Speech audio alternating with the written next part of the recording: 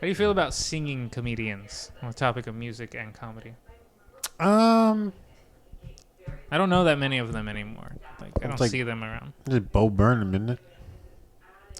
At this Yeah, point, I like him. We were talking about him earlier. I really like Stephen Lynch. I just yeah. don't think he can do anything anymore.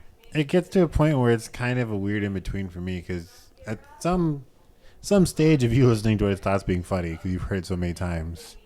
So then you have to go a layer deeper. Like, is it a good enough song where I just listen to it because it's a song? And then if the answer is no, you just go Yeah, because you're and not move gonna on with your laugh every life. time you hear the No. song. Like, that's kind of why I think Tenacious D wrote themselves to do a quarter.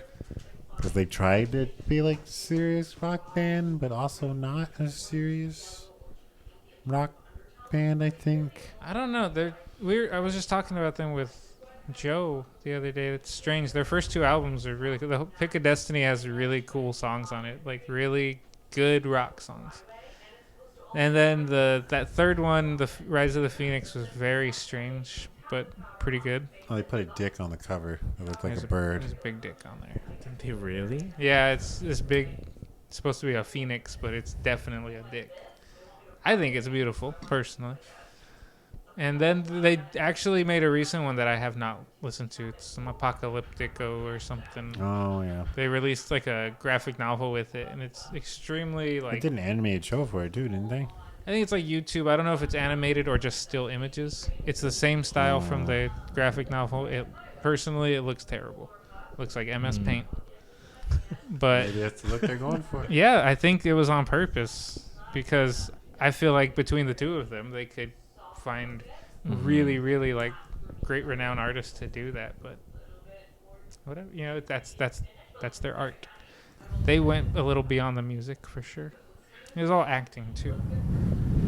It's interesting. Like joining acting and music goes so well together. Well, But they're both performing arts. But there's not too many. Well, now in recent days there are, but in the past there were usually just terrible music movies. Movies that try to portray music and they're all so gimmicky and shit. What's like one of those? What's a bad example of those?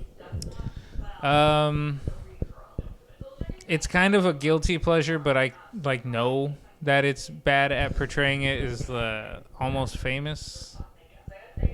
I never watched it. It's like Jason Lee and a bunch of other guys. It's like it's bad. I want to go home. You are home. It's all the gimmicky. I don't know what year it was made, but it's like definitely product of the time. Like the music is decent at best. Like it does all the fucking cliches of musicians types of thing, of rock stars. Except it's got the big Elton John number.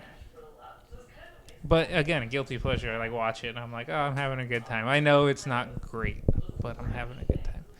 But then there's like movies today where they take it a little more serious now. You know, the budgets get bigger and they're like, no, we want the actors to sing. We want the musicians to play. We want this to look and feel like good.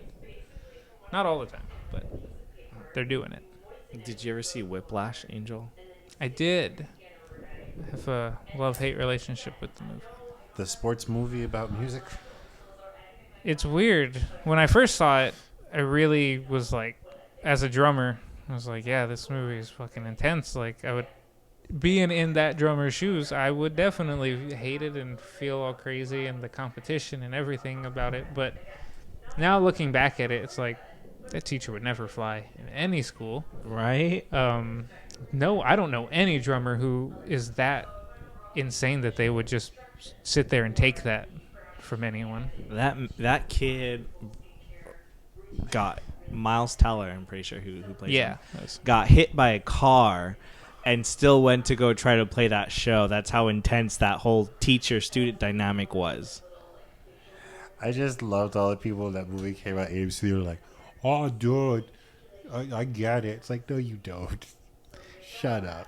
I think we were all very excited to have, again, a music movie that we were just like, yeah, jazz. Look at us. We're fucking music students. We like jazz, even though we kind of listen to jazz.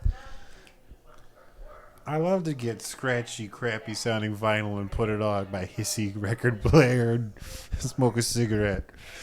I do. The Miles Davis. Jazz is an interesting one. You have Oh man, just there would never be another Dizzy. Shut up. you have the people who are like really serious about it, but it's usually only the people who are in school. How often do you play jazz outside of school? Well, that's the thing is jazz is way past its cultural zeitgeist to where it is just an educational tool now. You're like, well, listen, this genre of music never would have happened if it wasn't for this, so we're learning this. You know what I mean? Like, there's still people out there writing modern jazz, but it's not. It They're doesn't not sell. writing stuff that sounds like that stuff anymore. You know what I mean? It's like blues. Blues is 100% different. Like, yeah, you can still play the same blues. Can't even write a new blues song anymore. No, you can't. Blues and jazz, for being such, they're purely American-born music genres, and America is done with them. We're like, no, we hate them now. We don't care about these things anymore. We don't want them. Like, yeah, some people do. I'll tell you right now that I like jazz, but I don't seek out new jazz. I listen to jazz I know I like. You know, I think if there was like a jazz club in Yuma, I could go and see like people playing it live. There you go. I would definitely check it out. I probably wouldn't be like a every week thing, but I'd be like, oh, you know what? I want to go here, go have a beer, and listen to some music because I know I would probably like it. Unless I was just watching, well, the shit we were doing, like early college jazz students just trying to figure it out. Like I'd be like, yeah, this is not fun to listen to. Probably a little extra money. I've worked hard to that band, you dig? I know, but we were basically practicing on stage. Yeah, Not stage even. Kinda, not even stage. Not even a stage. But going back to Whiplash, like when I did watch it, I got I felt like something is odd here. Like something's off about this whole like structure of this film. And I think it was Adam Neely. Yeah, it was Adam Neely that was like, yeah, it feels like that because it's a sports movie, but they put instruments in it. It's like, yeah, that is true, huh?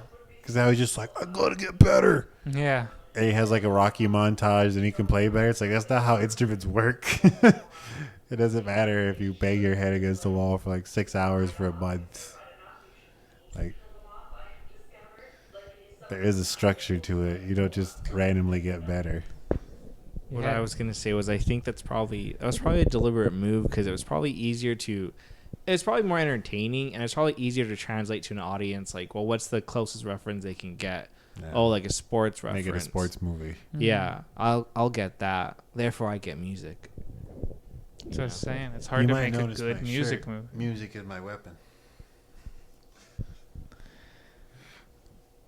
I don't know. It's like that. It's hard to convey certain things over to moviegoers. It's very formulaic.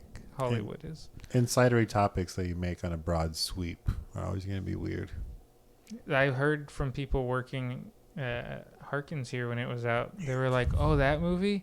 Yeah, there's like no one buying tickets for that." I was like, "Oh yeah, it's a very it's what's the word? Niche. Very niche. Very quiche. Thing. It was only here, I think, for like a week or two, maybe before they pulled it. Like, I realize I tell people, like, if you want to go see it now.